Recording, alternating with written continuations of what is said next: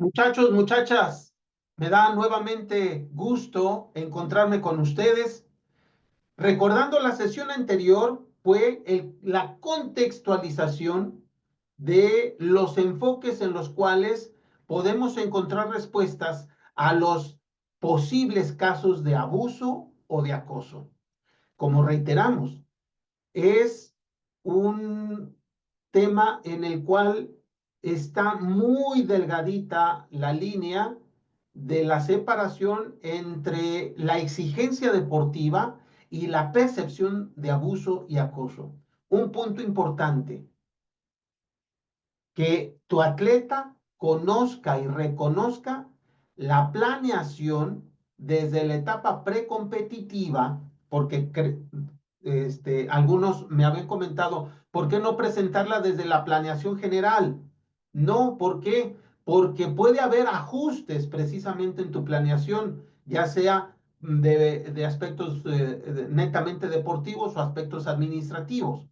Por lo tanto, ya perfilados hacia tu objetivo competitivo en la etapa previos a la etapa precompetitiva, necesitas que tu atleta conozca y reconozca los objetivos, la planificación e inclusive sería ideal que te firmara de enterado la planificación para esta etapa de su persona, ¿correcto? Ya supimos también que lo básico, la guía principal es los derechos humanos de tu atleta o los derechos humanos de tu persona, porque también podemos ser caso de posible abuso o posible acoso, también nosotros como entrenadores, ¿sí? Por lo tanto, muchachos, muchachas, es interesantísimo el reconocer la dignidad de la persona, ¿sí? La integridad de la persona y la equidad en el trato y en la apuesta deportiva de tus muchachos o de tus muchachas. Pero algo muy importante, equidad no quiere decir selectividad, sino estás siendo evaluado, estás siendo entrenado de la misma manera que todos. Te estoy respetando, pero ya aquí viene la selectividad. Por eso estamos en el alto rendimiento. ¿Y qué va a haber? La selectividad, la forma deportiva. Eso es muy importante. La forma deportiva, pero evidenciada, evidenciada en documentos, ¿correcto? No tu mera percepción. Porque si solamente tenemos la mera percepción, pues también el atleta tiene su propia percepción y acuérdate, ahí tiene derechos humanos también. ¿Hecho? Bueno, correcto. Pues vamos a seguir con nuestra sesión de capacitación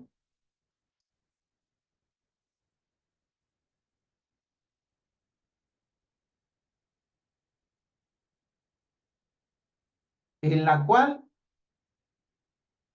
vamos a ver los tipos de acoso y abuso desde la perspectiva psicológica. Recuérdense que hay 4 perspectivas: la legal, la reglamentaria, la médica y la psicológica. En la psicológica entra precisamente la expresión de la personalidad, el trato digno y también el posible aspecto de la manipulación. Bueno, ¿qué querrá decir entonces la contextualización? El acoso psicológico, desde el momento en que tú refieras insultos personales o generales, estás provocando una presión extrema o estás humillando a tus deportistas. Ojo con esto.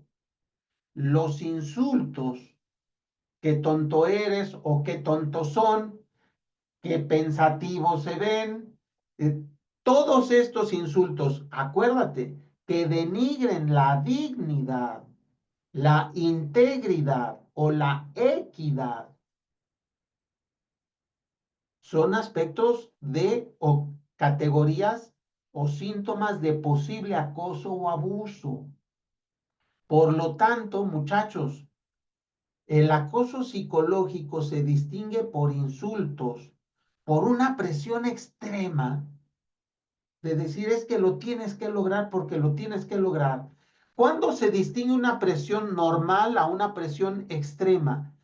La presión normal es aquella presión sustentada, ojo, sustentada en las habilidades físicas, técnicas, tácticas y psicológicas entrenadas. Esa es la enorme diferencia porque tu contexto es el entrenamiento y la competencia. Si tú exiges aspectos no entrenados, que tu atleta entienda que va en contra de su dignidad, que entienda, y lo digo así, que lo entienda, que va en contra de su dignidad, en contra de su integridad, ¿sí? O en contra de su trato equitativo, lo puede interpretar como un posible acoso o abuso. Por eso es importantísimo que tu exigencia, ojo, tu exigencia esté sustentada en las habilidades entrenadas, físicas, técnicas, tácticas y mentales.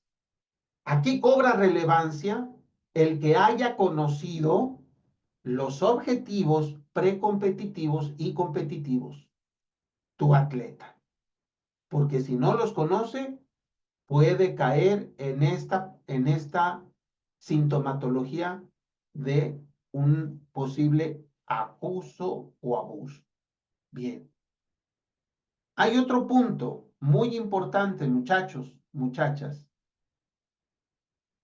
Se puede entender como acoso físico, ojo con esto, acoso físico, contactos no deseados. ¿Qué quiere decir esto? Que toques a la persona, sobre todo en zonas que se entienda como referencia de contacto personal o áreas en las cuales el atleta o el entrenador considere como partes íntimas. Ojo con esto.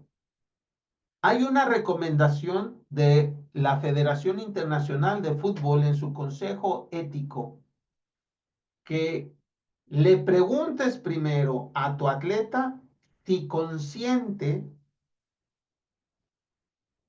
que le toques su hombro, que le toques, hay entrenadores que, de manera natural van pasando y les dan una nalgada a sus atletas, pero es sin total malicia. Simplemente es un acto normal que se ve en el ámbito del deporte.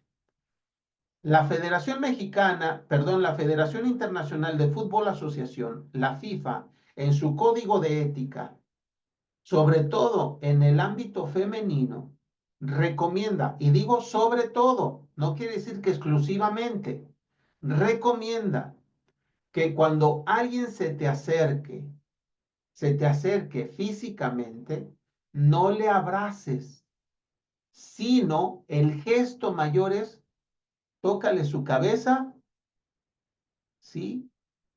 O tocándole su cabeza, el hombro, cabeza y hombro. Que las personas vean que el contacto es en la cabeza y el hombro. Recomendación.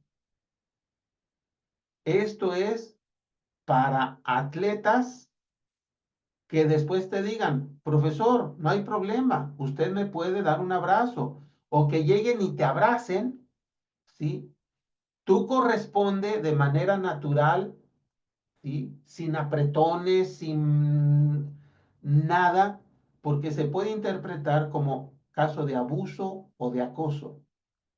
Si el atleta expresamente te menciona profe, deme un abrazo, entonces puedes abrazar. Pero la recomendación principal es toca la cabeza con las dos manos, ¿sí?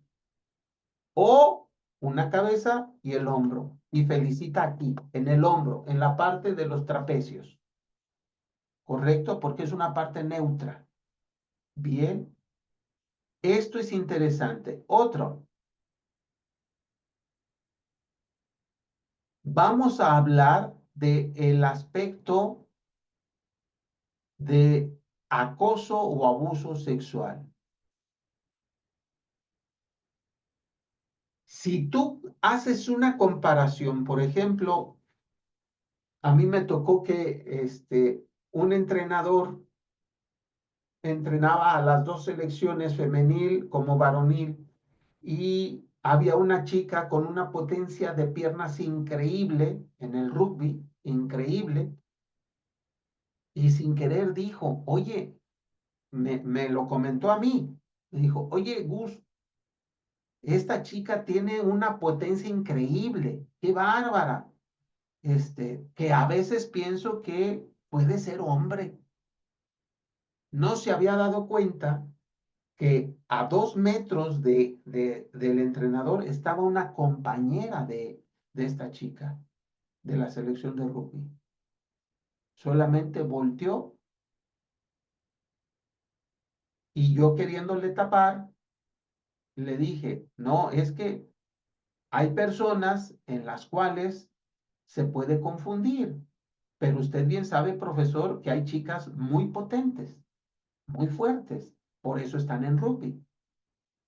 Sí, sí es cierto. Este comentario lo hizo sin que se diera cuenta que la compañera estaba atrás, sí, como a 2 metros, y sí escuchó. Esto, la comparación entre hombres y mujeres de una manera coloquial, pero no de manera científica, puede sonar como un acoso físico, perdón, un acoso sexual. Ojo, comentarios inapropiados como ese punto.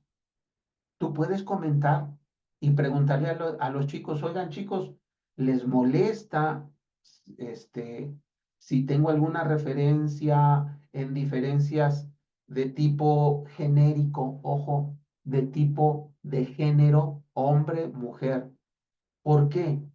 El acoso sexual es precisamente tocamientos en partes de partes eh, íntimas, ¿sí? O de partes muy personales. Entiéndase senos en mujeres, entiéndase vulvas, entiéndase nalgas en los hombres, la parte genital del pene, testículos, o hacer referencias constantemente a esas partes. Eso se puede interpretar como acoso sexual. Vamos entendiendo qué es, vamos poniendo un distingo, qué es acoso sexual y qué es tocamientos de genitales o de partes erógenas o de partes íntimas. Ojo con esto. El acoso sexual es un ataque a la femineidad o a la varonilidad de los seres humanos. Si yo le digo, es que fulanito de tal es pocos huevos, o perenganita de tal, es una prostituta. Esto va en referencia a aspectos sexuales, ¿sí? O hijos de la esto, o hijos de esta de tu madre, como dicen los argentinos. Esas referencias se pueden entender como acoso sexual y también aspectos de género. comentarios despectivos hacia mujeres, comentarios despectivos hacia hombres. Recuerden, nuestro marco conceptual referencial son los derechos humanos. Dignidad de la persona, integridad y equidad. Esos tres aspectos en el ámbito del alto rendimiento deben de ser sagrados. Y reiterando, haciendo el distingo, el acoso sexual es la distinción genérica, comparación hombre-mujer,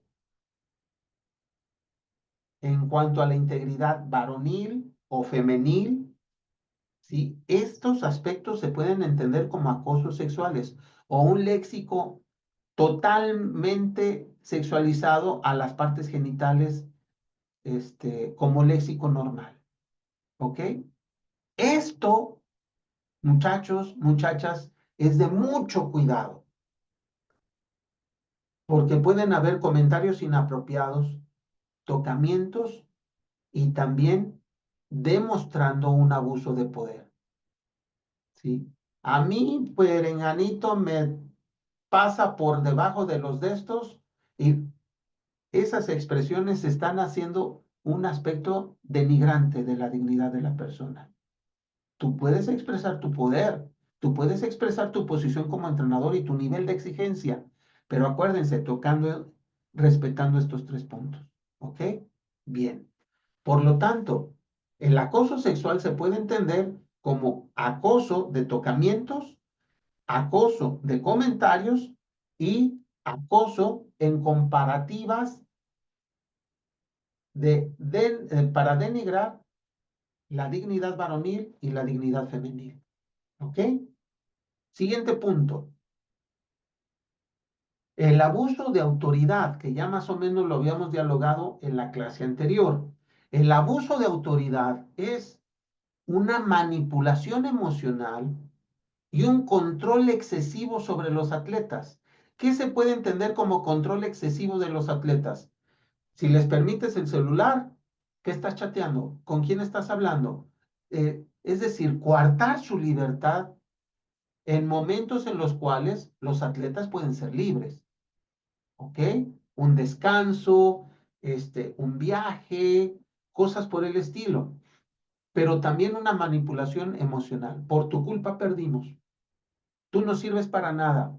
Tú eres el culpable o la culpable de que a mí me corran. Todas estas situaciones son abuso de autoridad con un fin de manipulación emocional, de crear culpas o crear responsabilidades en las cuales no existen. Trucha con esto, ¿correcto? Listos con esto, listas con esto. Bien. Siguiente punto. Factores de riesgo en contextos competitivos. Ojo con esto. Imagínense que ya nos estamos preparando para nuestras competencias o ya estamos en las instalaciones, ¿sí?, de los Juegos Nacionales. Primero, factores de riesgo. La relación de poder entre entrenador y atleta. Analiza tu relación de poder. Analiza si tú estás exigiendo más allá de los objetivos deportivos. Es que yo conozco muy bien a mi atleta. Sí. ¿Lo planificaste? ¿Lo planificaste? ¿Está en tu programación? Tú vas a exigir de acuerdo a tus habilidades entrenadas, a tu planificación. ¿Por qué? Porque esto te va a dar solidez psicológica con tu atleta y una certidumbre total. Acuérdense de los contextos seguros. No solamente se trata en abuso y acoso, sino también en potencializador de tu atleta. Otro punto importante, tú tienes un poder. Claro, como entrenadora, como entrenador tienes un poder. Claro que sí. Pero ¿hasta dónde llega tu poder? Tu poder llega hasta donde la integridad, la equidad y la dignidad te lo permiten. Hasta ahí. Por lo tanto, tu relación de poder entre entrenadores y atleta, revísala, pero ya en el contexto, ¿correcto? Si hay acciones de tus atletas que perjudican la planificación o la búsqueda de resultados, sí, porque estamos en un ambiente de exigencia, pero tú necesitas regular tu exigencia de acuerdo a los 3 puntos básicos referenciados que hemos hablado. ¿Sí? La integridad, la dignidad y la equidad. ¿Va? Bien. Otro punto importante que se llama factores de riesgo en contextos competitivos como la normalización de conductas abusivas. Es decir, que se equivocó Juanito Pérez y él es el encargado él es el que saca perfectamente en voleibol. Él, en cuanto saque punto ganado, ya sabemos, pero en competencia se equivocó. Terminando la competencia,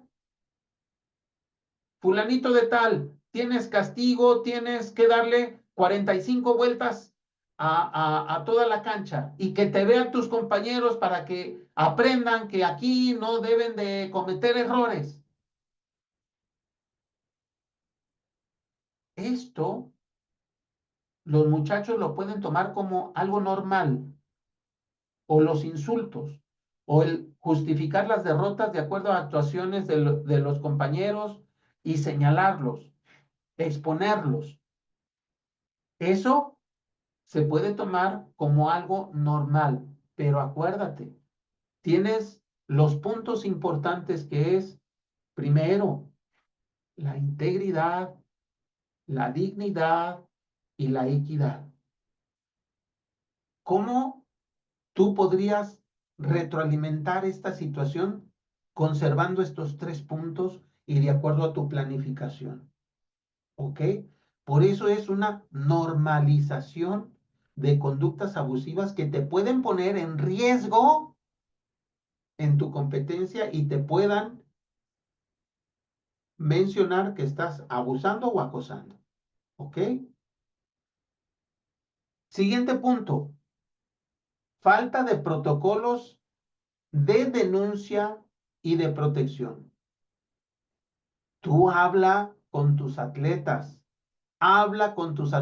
desde antes de presentarte a la competencia. Por eso es muy importante, muchachos, muchachas, es muy importante que en la etapa precompetitiva ustedes les mencionen, muchachos, muchachas, nos vamos a presentar con personas que ni siquiera conocemos, ¿sí? Hay que cuidarnos entre nosotros, hay que dialogar entre nosotros. Y si alguien se percibe con un acoso o con un abuso, pero tienes que definirles muy bien qué es. Si se sienten perseguidos en su integridad física, psicológica, ¿sí? En su equidad, es decir, no los tratan igual que a todos, como un atleta, que traten mejor a otros atletas y ustedes los manden a la fregada, ¿sí? O que un juez les diga, tú porque eres de tal estado y los otros del otro estado son mejores que tú, háganmelo saber, háganmelo saber. Integridad, equidad, ¿sí? Con estos 2 puntos que hemos estado trabajando, ¿sí? También les pueden mencionar, si alguien les comenta esto, yo soy el primer respondiente, díganmelo, o algún compañero, díganmelo. Es difícil que entre compañeros haya una situación de acoso, posible acoso o abuso, ya en contextos competitivos. Es difícil. Tiene que pasar algo extraordinario. Por eso es importante, sí, que tú les menciones integridad,